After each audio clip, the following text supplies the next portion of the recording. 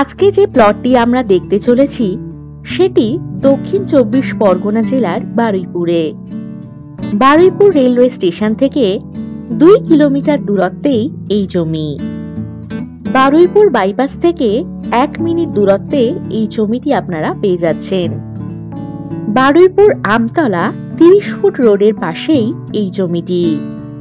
এই জমির মোট পরিমাণ 1 বিঘা। এখান থেকে 3 মিনিট দূরত্বেই পেয়ে যাবেন বাজার, hospital, bank, ATM, school, college ইত্যাদি সমস্ত রকমের সুযোগ সুবিধা। এই জমিটি যে কোনো কমার্শিয়াল প্রজেক্ট বানানোর জন্য একেবারে উপযুক্ত।